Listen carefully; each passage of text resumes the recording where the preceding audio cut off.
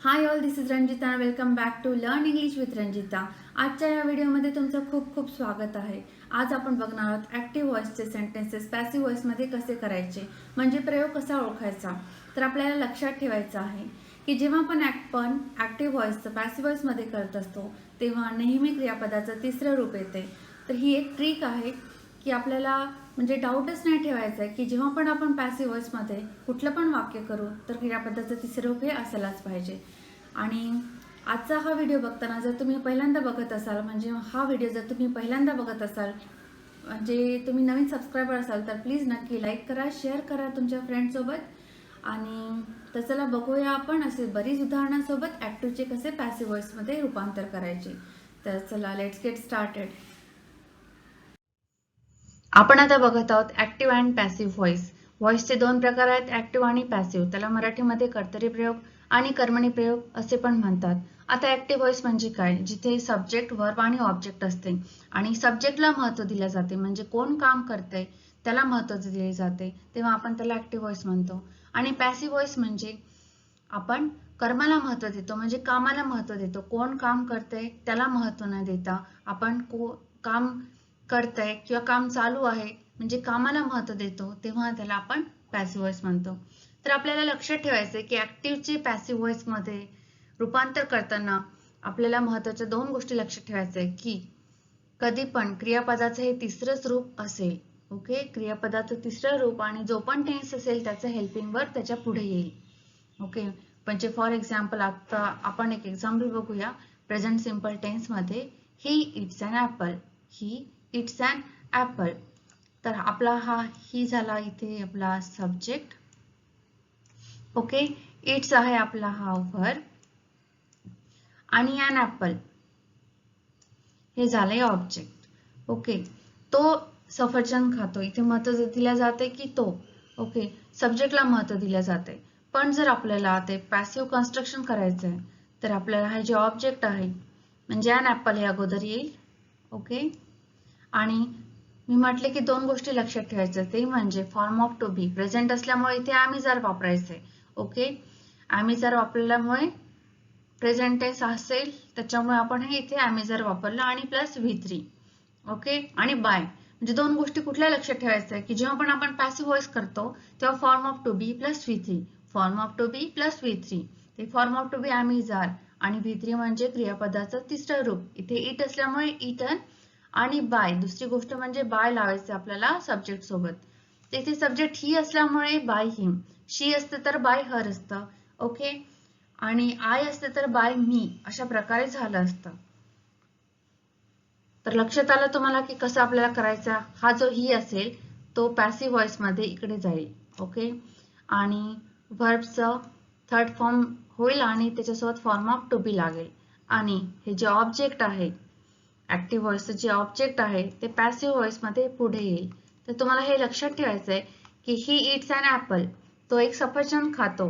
आपण आपल्याला महत्व कोणाला द्यायचंय, ऑब्जेक्टला द्यायचंय, कर्माला द्यायचंय, म्हणजे an apple is eaten by him. एक सफरचंद किंवा सफरचंद त्याच्याकडून खाल्ल्या जाते. तर आय होप की तुम्हाला बेसिक कन्सेप्ट क्लिअर झाला आहे. काय लक्षात ठेवायचं आपल्याला की कुठला पण टेन्स असो त्या टेन्सचा form of to be plus V3, form of to be plus V3 हे घ्यायचं आहे आणि सब्जेक्ट सोबत आपल्याला बाय लावायचं आहे. जर तो प्रोनाउन असेल जसं ही, शी, इट, तर त्याचे चेंजेस कसे करायचे ते आपण पुढच्या स्लाइड मध्ये बघूया. ठीक आहे, तर चला बघूया आपण पुढची स्लाइड. ऍक्टिव्ह व्हॉइस आणि पॅसिव्ह व्हॉइस मध्ये जर तुमचा सब्जेक्ट हा आय, व्ही, यू असेल तर काय चेंजेस करायचे ते आपण आता या व्हिडिओमध्ये या स्लाइड मध्ये बघत आहोत. ओके, जर तुमचा सब्जेक्ट हा आय असेल तर पॅसिव्ह व्हॉइस मध्ये त्याचं काय होईल, मी होईल. उदाहरण बघूया. आय रीड अ न्यूजपेपर, मी वर्तमानपत्र वाचते. मी वर्तमानपत्र वाचते. मी काय वाचते, you will get the object a newspaper. मग पॅसिव्ह व्हॉइस मध्ये पहिले काय घ्यायचं आपल्याला, न्यूजपेपर. आणि मी काय म्हटलं होतं की जो पण टेन्स असेल त्याचा फॉर्म ऑफ टू बी घ्यायचा आहे. हा प्रेझेंट टेन्स असल्यामुळे फॉर्म ऑफ टू बी इथे काय घ्यायचा आहे, एम इज आर. पण न्यूजपेपर हा एकच आहे. किती आहे, एकच आहे. त्याच्यामुळे आपल्याला काय घ्यायचं आहे, इज रेड. इज रेड म्हणजे इज प्लस V3 आणि मग सब्जेक्ट सोबत तुम्हाला बाय जोडायचं आहे. ओके, बाय मी. बाय मी. आईचं काय केलं आपण? Bye me. मी वर्तमानपत्र वाचते. आणि पॅसिव्ह वॉइस मध्ये तेच मराठीत कसं होईल की वर्तमानपत्र माझ्याकडून वाचलं जातंय. ओके, तुम्हाला जर हेल्पिंग वर्ब हे कळत नसेल तर त्याच्यासाठी तुम्हाला खूप इम्पॉर्टंट आहे की तुमचे टेन्सेस हे क्लिअर व्हायला पाहिजे. मी टेन्सेसचे व्हिडिओ बनवले आहेत अगदी सोप्या भाषेत की तुम्हाला ते समजून जाईल, म्हणजे त्याचं तुम्हाला हेल्प होईल. ऍक्टिव्ह आणि पॅसिव्ह वॉइस मध्ये त्याचं हेल्पिंग वर्ब कसं यूज करायचं ते तुमच्या लक्षात येईल. समजा आय असेल तर मी. आताच तुम्ही बघितलं की I read a newspaper. Newspaper is read by me असं केलंय आपण. ओके, ही असेल तर हिम. सपोज इथे example, he reads a newspaper. A newspaper is read by him असं बनलं असतं. वी असतं तर अस, दे असेल तर देम, शी असेल तर हर, आणि रोहित असेल तर रोहित, शी असेल तर हर. हे अशा प्रकारचे जे वाक्य. आणि सपोज यू असेल सब्जेक्ट मध्ये, जर यू असेल यू रीड अ न्यूजपेपर, तर यूचं यूज राहील. आय होप की तुम्हाला इथपर्यंत समजलं असेल. तर चला बघूया आता आपण प्रेझेंट टेन्स मध्ये ऍक्टिव्ह व्हॉइस जर ही टीचर्स इंग्लिश, तो इंग्रजी शिकवतो, तो इंग्लिश शिकवतो, तर त्याला पॅसिव्ह व्हॉइस करताना आपल्याला काय लक्षात ठेवायचंय? आपला इथे ऑब्जेक्ट काय? इंग्लिश. तर इंग्लिश इज टॉट बाय हिम. आपल्याला काय लक्षात ठेवायचंय? प्रेझेंट टेन्स असल्यामुळे आपल्याला हेल्पिंग वर्ब पण पॅसिव्ह व्हॉइस मध्ये ऍम इज आरच घ्यायचंय. इंग्लिश हा एकच असल्यामुळे इज घेतलं आणि V3 हे सगळीकडे कॉमन आहे. इंग्लिश इज टॉट, मग नंतर बाय हे कंपल्सरी आहे, bye him. Okay, he teachers English, English is टॉट by him. Next, she Singh a song in the garden. ती बगीचात एक गाणे गाते. सब्जेक्ट काय आपला इथे? शी सिंग्स अ सॉन्ग. ती काय गाते? A song. तर आपला ऑब्जेक्ट काय? अ सॉन्ग हे पहिल्यांदा येईल. जे पण ऑब्जेक्ट असतं ते नेहमी आपल्याला पहिल्यांदा घ्यायचं असतं पॅसिव्ह व्हॉइस मध्ये. तर अ सॉन्ग आल्यावर प्रेझेंट टेन्स असल्यामुळे आपल्याला काय घ्यायचं इथे? इज. सॉंग्स असतं तर आर घेतलं असतं आपण. ओके, अ सॉन्ग इज संग. संग का घेतलंय की पॅसिव्ह व्हॉइस मध्ये कुठला पण प्रकारचा पॅसिव्ह व्हॉइस असो तिथे आपल्याला क्रियापदाचं फक्त तिसरं रूप यूज करायचं आहे. म्हणून अ सॉन्ग इज संग इन द गार्डन बाय हर. जे एक्सटेन्शन आहे ते तुम्ही मध्ये घ्यायचं. त्याच्यानंतर बाय पण हा कंपल्सरी असतो. तुम्ही सगळ्या वाक्यामध्ये बघा, बाय हा कंपल्सरी असतो आणि जे पण सब्जेक्ट असेल तो इथे येतो. पण इथे सब्जेक्ट हा शी आहे. शी असल्यामुळे इथे हर होईल. रोहित असता तर रोहित आलं असतं. ओके, नंतर बघूया तिसरं example, they don't learn English. ते इंग्रजी शिकत नाही. हे नेगेटिव्ह सेंटेन्स आहे. नेगेटिव्ह असल्यामुळे आपल्याला नॉट कंपल्सरी ठेवायचं आहे. आणि पुन्हा रूल काय सांगतो? इंग्लिश नंतर आपल्याला काय? इंग्लिश हा आपला इथे ऑब्जेक्ट आहे ऍक्टिव्ह व्हॉइस मध्ये, पण पॅसिव्ह व्हॉइस मध्ये तो तुम्हाला सब्जेक्ट म्हणून यूज करायचा आहे. इथे आपण महत्व देत आहे इंग्रजीला. English is not learn by them. Okay, इथे इंग्लिश घ्यायचं, त्याच्यानंतर इज नॉट आणि V3 म्हणजे कंपल्सरी V3 यूज करायचं, लर्न. नंतर बाय, डेचं काय झालं इथे? देम. नंतर आपण बघूया प्रेझेंट कंटिन्युअस टेन्स असेल तर वाक्य कसं पॅसिव्ह व्हॉइस मध्ये करायचं. आता इथे बघूया, she is singing a song in the garden. ती बगीचात एक गाणे गात आहे. ओके, इथे काय आहे ऑब्जेक्ट? A song. तर मग अ सॉन्ग म्हणजे अ सॉन्ग काय आहे? आपलं ऑब्जेक्ट आहे. अ सॉन्गला आपण इथे घ्यायचं. अ सॉन्ग इज बिंग संग in the garden bye her. A song घेतल्यानंतर इज घ्यायचं आहे आणि फॉर्म ऑफ टू बी आपण काय घेतो इथे? प्रेझेंट असल्यामुळे ॲमेझारच घेणार आहे. ओके, पण इथे सिंगिंग हा जो ING आहे सिंगचा, हा ING बी ला लागेल म्हणजे बिंग, आणि सिंगचं काय होईल? तिसरे रूप. मी ऑलरेडी म्हटलंय की आपल्याला क्रियापदाचं फक्त तिसरं रूप यूज करायचंय. मग घ्यायचं एक्सटेन्शन म्हणजे इन द गार्डन, हे वर्ब नंतर येईल. नंतर बाय प्लस सब्जेक्ट. इथे सब्जेक्ट काय आहे? शी आहे म्हणून बाय हर. आय असतात तर बाय मी असं असतं. ओके, बाय नेहा असतं तर बाय नेहा असतं. ओके, नंतर बघूया दे आर रीडिंग बुक्स. आता आपण बघूया, जर आपला ऑब्जेक्ट हा प्लुरल असेल, इथे बुक्स काय झालं? प्लुरल आहे. दे आर रीडिंग बुक्स, ते पुस्तके वाचत आहेत. तर books are being read by them. आता बघूया, बुक्स हे काय झालं आपल्या इथे? आपण इथे महत्व कोणाला देत आहे ऍक्टिव्ह व्हॉइस मध्ये? त्यांना. ते पुस्तके वाचत आहे. पण पॅसिव्ह व्हॉइस मध्ये आपण जास्त इम्पॉर्टन्स जेव्हा आपल्याला सांगायचंय की कर्मला महत्व द्यायचंय, इथे कर्म काय झालं म्हणजे ऑब्जेक्ट आपला बुक्स आहे. तर बुक्सला आपण पॅसिव्ह व्हॉइस मध्ये पहिल्यांदा घेऊया. तर बुक्स, बुक्स अनेक असल्यामुळे books are being read by them. हा रीडिंगचा ING निघून बी ला लागेल आणि रीडचे फॉर्म होईल read. Books are being read by them. Third example बघूया. He is teaching English. तर इथे आपण इंग्लिशला पुढे घ्यायचं. English is being taught by him. इथे तुम्ही बघा he is teaching English. Subject आहे ही, इज टीचिंग हे झालं आपलं वर्ब आणि इंग्लिश हे झालं आपलं ऑब्जेक्ट. तर ऑब्जेक्टला अगोदर घ्यायचं पॅसिव्ह वॉइस मध्ये इंग्लिश, नंतर काय घ्यायचं आपल्याला form of to be is. Continuous असल्यामुळे बी ला आयएनजी लागेल आणि क्रियापदाचं तिसरं रूप नंतर बाय प्लस सब्जेक्ट. इथे ही असल्यामुळे काय झालं हिम झालंय. आपण आता बघत आहोत प्रेझेंट परफेक्ट टेन्स मध्ये passive voice. Present perfect tense मध्ये आपण हॅव हॅजचा यूज करतो ऍक्टिव्ह व्हॉइस साठी. ओके, पण जेव्हा पण आपण त्याचं पॅसिव्ह व्हॉइस करू तिथे काय येईल हॅव हॅज पुढे बीन प्लस V3. तुम्हाला लक्षात काय ठेवायचं मग जेव्हा पण तुम्हाला हॅव हॅज दिसलं म्हणजे ते प्रेझेंट परफेक्टचं सेंटेन्स आहे आणि तुम्हाला त्याचं बीन प्लस V3 यूज करायचं आहे. तर उदाहरण बघूया. ही हॅज टॉट इंग्लिश. त्याने इंग्रजी शिकवले आहे. तर इंग्लिश तुमचा काय झाला इथे ऍक्टिव्ह व्हॉइस मध्ये ऑब्जेक्ट, पण या ऑब्जेक्टला आपण पुढे घ्यायचं पॅसिव्ह व्हॉइस मध्ये. इंग्लिश एक असल्यामुळे English has been taught by him. पण इथे जर बुक्स वगैरे असतं तरी बुक्स हॅव बीन असा प्रकारचे वाक्य बनलं असतं. ओके, तर इथे इंग्लिश हॅज बीन टॉट काय दिसतं तुम्हाला हॅजच्या समोर बीन दिसतंय प्लस V3 नंतर बाय कंपल्सरी आहे आणि हिचं काय झालं ही प्रोनाउन आहे. प्रोनाउन असल्यामुळे हिचं हिम झालंय. शी हॅज प्रॉमिस्ड मी. तिने मला वचन दिले आहे. ओके, आता इथे मी असल्यामुळे तुम्हाला काय करायचंय मीचं कन्व्हर्शन आय मध्ये करायचं आहे. I have been promised by her. आयच्या समोर आपण हॅज लावत नाही, तर आयच्या समोर नेहमी आपण हॅव लावतो. आय हॅव बीन प्रॉमिस्ड झालं प्रॉमिस्ड बाय हर. तुम्ही याच्यासाठी माझा प्रेझेंट परफेक्ट टेन्सचा व्हिडिओ बघू शकता. त्याच्यामध्ये हॅव कधी यूज करायचं हॅज कधी यूज करायचं ते डिटेल्स मध्ये सांगितलं आहे. तर इथे वाक्य कसं झालं she has promised me. I have been promised by her. Next negative sentence बघूया. They have not learned English in the class. ते वर्गात इंग्रजी शिकले नाहीये. Okay, English has not been learned in the class by them. सगळं जसं तसं फक्त तुम्हाला इथे नॉटचा यूज करायचा आहे आणि V3 प्लस बाय हे काय झाले इथे कंपल्सरी झालंय. ओके, म्हणजे पॅसिव्ह व्हॉइस मध्ये आपल्याला have has bin plus V3 एवढं लक्षात ठेवायचं आहे आणि सब्जेक्टच्या पुढे बाय लावायचं आहे. ओके, तर चला बघूया आपण next past simple tense. Past simple tense मध्ये बघूया. He wrote a speech. इथे काय दिसतंय तुम्हाला ऍक्टिव्ह व्हॉइस मध्ये क्रियापदाचं दुसरं रूप दिसतंय. ही रोट अ स्पीच. त्याने एक भाषण लिहिले. अ स्पीच वॉज रिटन बाय हिम. आता हा पास्ट टेन्स असल्यामुळे तुम्हाला इथे वॉज वरचा यूज करायचा आहे, पण स्पीच हे एकच आहे. A speech was written by him. Okay, दुसरं उदाहरण बघूया. They postpone the NEET exams due to corona pandemic. They postpone the NEET exams due to corona pandemic.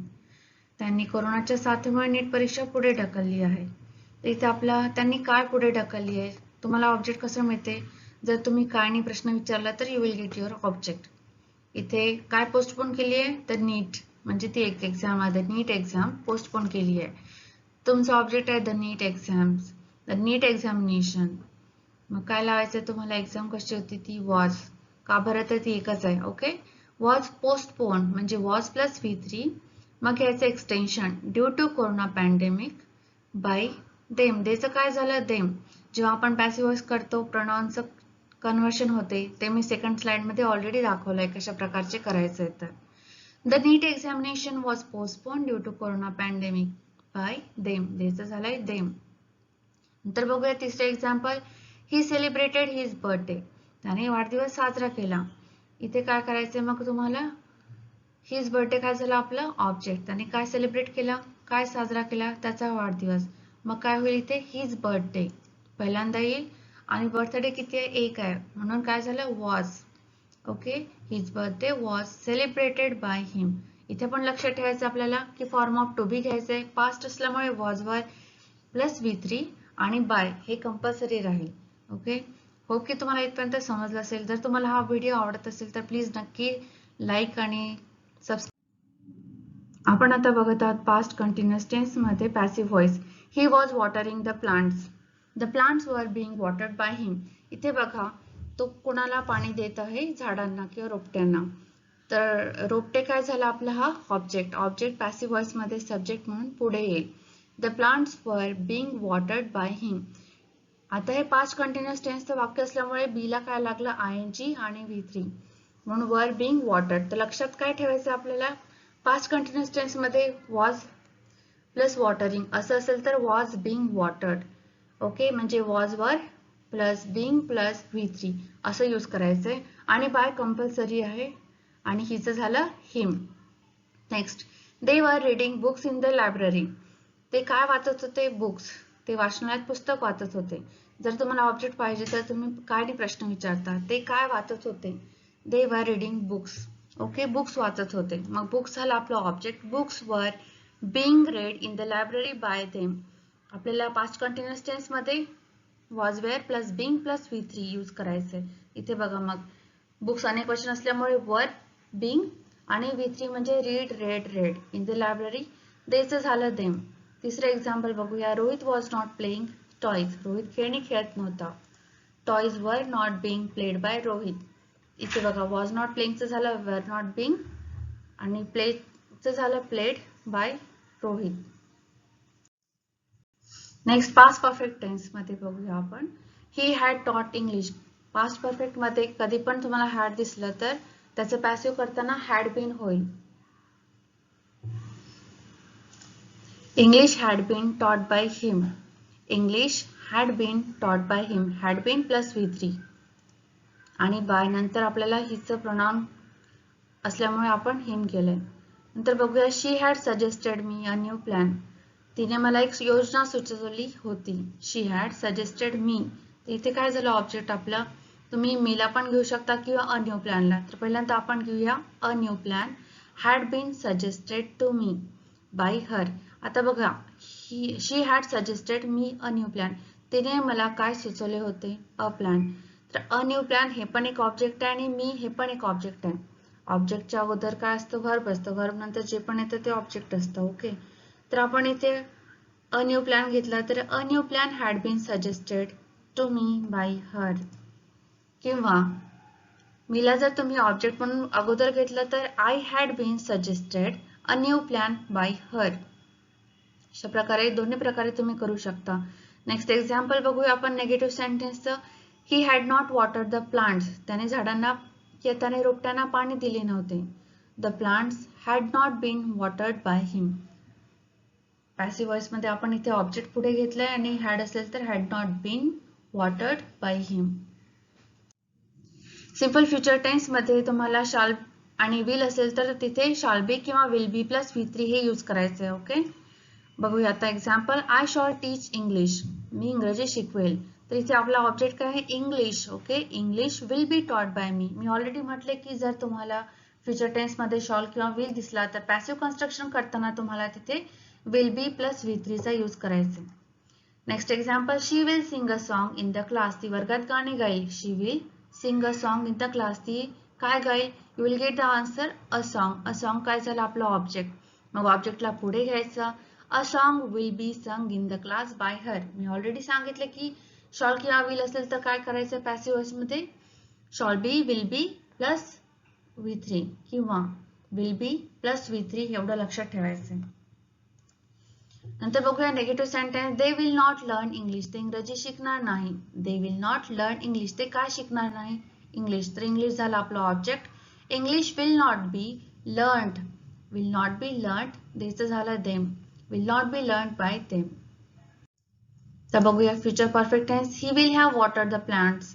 त्याने झाडांना पाणी दिले असेल. त्याने कुणाला पाणी दिले असेल, झाडांना. आता इथे लक्षात ठेवायचं फ्युचर परफेक्ट टेन्स मध्ये कधी पण तुम्हाला विल हॅव दिसलं तर पॅसिव्ह व्हॉइस करताना विल हॅव बीन हे यूज करायचंय.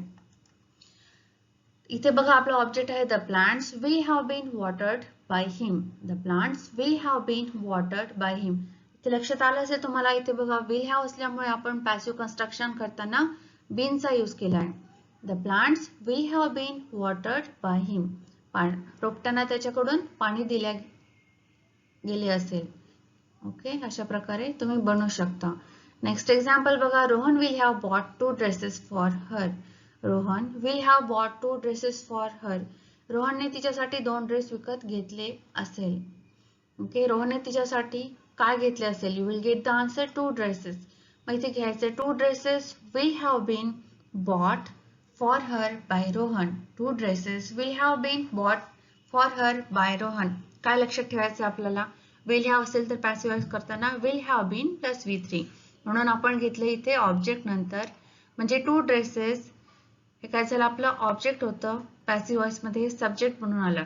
म्हणजे आपण 2 ड्रेसेसला काय आपण महत्त्व देत आहे की 2 dresses will have been bought for her by Rohan. जर निगेटिव्ह सेंटेन्स बघूया. They will not have learn English. ते इंग्रजी शिकले नसेल. ते काय शिकले नसेल? इंग्लिश. मग आपल्याला घ्यायचं इंग्लिशला पुढे. English will not have been learned by them. इथे काही चेंज नाही करायचं, फक्त आपल्याला जो नॉट आहे तो नॉट असल्यामुळे विल आणि हॅवच्या मध्ये नॉटला ऍड करायचं आहे. म्हणून काय झालं वाक्य? English will not have been learn by them. तर तुम्हाला इतकं लक्षात आलं की फ्युचर परफेक्ट मध्ये तुम्हाला काय यूज करायचं आहे? विल हॅव असेल तर will have been plus V3 आणि बाय हा कंपल्सरी असतो. होप की तुम्हाला व्हॉइस समजले असतील. Thank you for watching this video till end and hope की आजचं सेशन तुम्हाला नक्की आवडलं असेल. जर तुम्हाला आजचा व्हिडिओ आवडला असेल तर प्लीज नक्की लाईक करा, सबस्क्राईब करा आणि शेअर करा. तर चला भेटूया पुढच्या व्हिडिओमध्ये. तोपर्यंत take care. Bye bye. Thank you.